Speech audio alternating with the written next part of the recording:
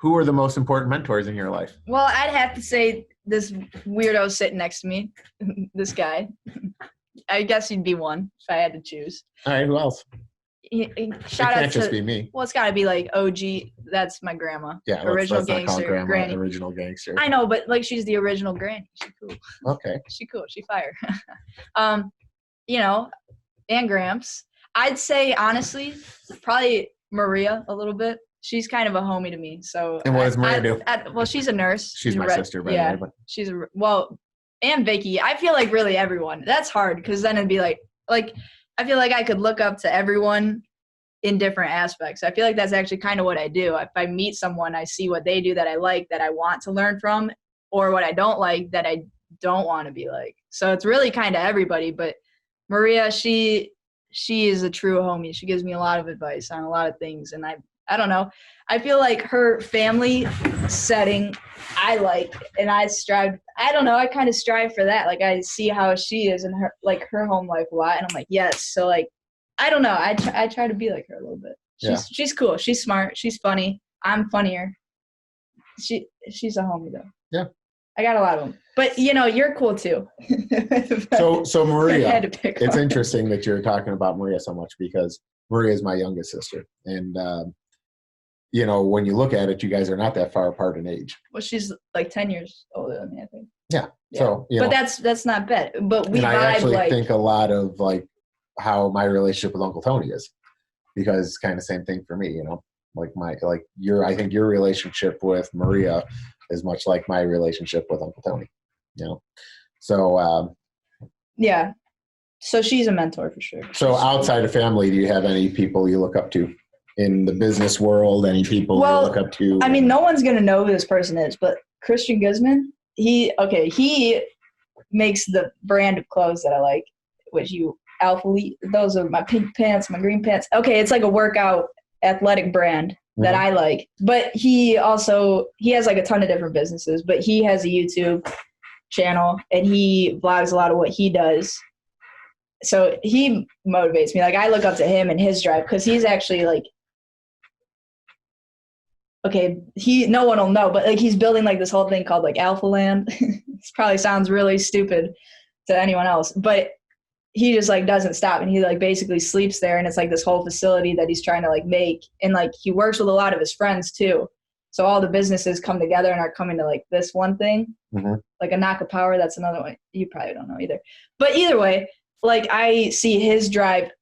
Okay, I have to just say, Dad used my pen today, and I just realized he broke my pen. He broke my pen tab. I don't understand how this happens. Okay, I'm going to bring this to screen, and if you're lucky enough to watch it on YouTube. So I don't know. It's okay. So every time I pick up a pen, I have this weird thing where I like. He's got to clip the little tab. I always flip the little tab, and I put my thumb under it like this. I mean, this is my favorite blue gel and pen. I always snap them, and I cannot help myself. It's like. I don't know why they break all the time. Now my pen looks goofy. So anyways, Christian Guzman, he's one of them. He works out a lot. He grinds hard. I look up to that. All right. That's it. So, I mean, let's see. I think that about does it. So usually in the future, I would ask if somebody could give themselves advice, go back in time, what advice they'd give. But with you, that's a hard thing to do, right? You're 19 years old. If I tell you to go back 20 years, you're not even around. So where do you see yourself in 20 years? And what I want you to think about with this question is, you should realize, and if you don't realize, I'm going to hope to help you realize that you have a massive head start in this field, being 19 years old. Where do you see yourself in 20 years? And how do you see our relationship being together, being 41 to 19, being able to influence my decisions to separate us from any of our competitors and really make us gobble up the market? Man, that was a long question. Okay. I'm sorry. It's fine. Well, in 20 years, I mean, I just want to be obviously still at the top. I mean, but I think, well, like my biggest goal with it though is obviously we'll have the relationship that we do, but my biggest goal for myself, and I'm sure I'll achieve that before 20 years, but to not rely on you, actually. It would probably, like, for making decisions. Like right now, I still got to call him and be like, yo, are you good with this? Just to make sure, because I don't want to do anything he wouldn't do. And I'm still learning what are the right decisions and like what will make the most profit, I guess. And when it comes to moving guys around and stuff. But my goal is to just make it where it's like, okay, I easily make the correct decision. I don't even have to call him or text him. And like, obviously I'll let you know. I'll keep you in the loop, but to not have to be like, Dad, is this fine? What should I do? Like, I don't want to have to come. Like, that's my biggest goal. And I think I'll achieve that before 20 years. But to me, like, that's my biggest thing. Like, obviously I want to be successful and have like, you know what I mean? I want to be successful and stay at the top, but I don't want to. So here, let's talk about that a little bit right now. Like right on the episode. Sure. You know, it should be easy to make decisions throughout the day because we've talked about, you know, some of our company's values and ethics. It's listed on our website, right? Well, so at the end of the day, you know, we want to be leaders and innovators in the industry. We want to do what's right by our customers. We want to make ethical decisions. We want to be honest, right? So, you know, I'm going to tell you something that I would tell anybody, any of my people that are running things for me, and maybe for you, you make it more difficult than you have to because you're my daughter. But if you have to make a decision that you're wondering what decision I am making, the way I'm making my decision is based on, is it the right decision for our customers? The decisions that we make don't put profits first. The decisions we make put reputation first. The decisions we make put our employees on like first, meaning, you know, we don't want to make decisions that make their life more difficult because we want to attract talent. And at the end of the day, we want to make decisions that's right by the manufacturer. You know? Well, right. So that's it. So now that you know that, you don't even have to call and ask me. Well, yeah, but like I feel like sometimes with scheduling, I'll be like, oh, I'm going to have so-and-so do this and this. And you're like, well, you should have them do that and that. So like my goal is for it to be like, I tell you and you're like, oh yeah, that's a better idea than what I had. Yes. That's what my goal is. But so right now for the audience, when I say, no, have them do this and this instead, is it because it's actually the better idea, or is it because I'm just used to being the guy that makes the decision? I'm interested to know myself. I'm not sure. Well, it depends on the scenario. I think it depends. I mean, here, I think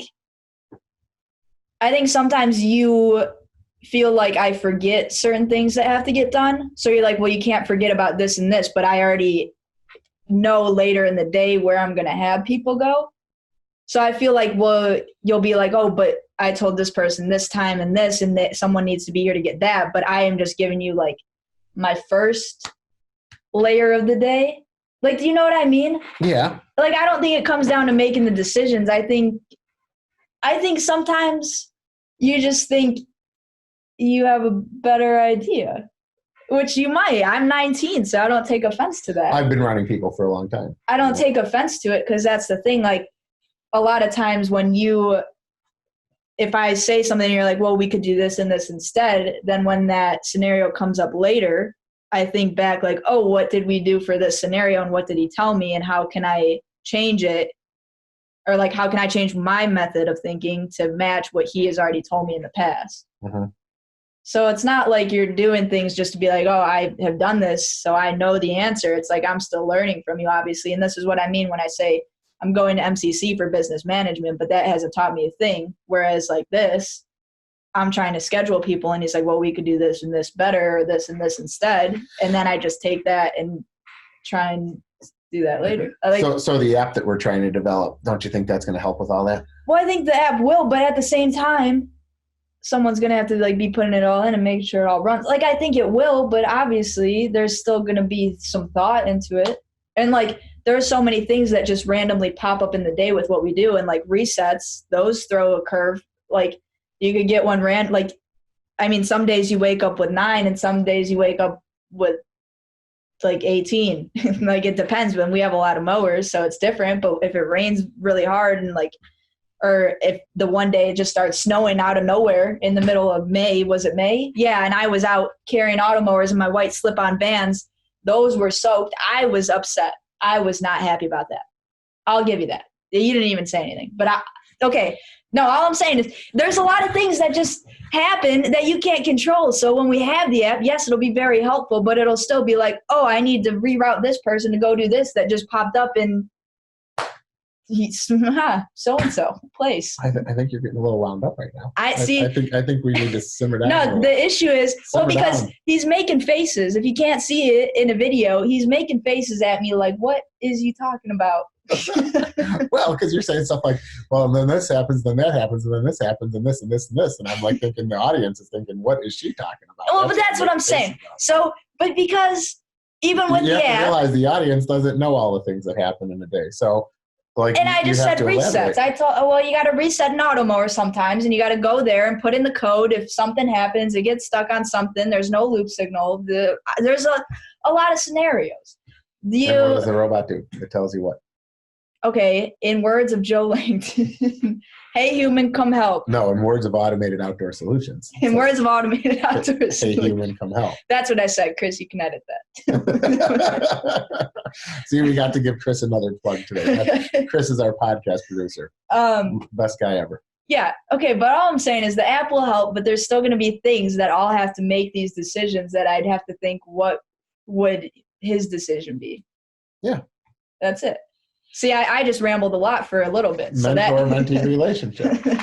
That can get edited too. So, all right. Let's get off work because I feel like people are never going to want to do what we're doing. It sounds like no, it's really fun. It's fun. Like you need a vacation.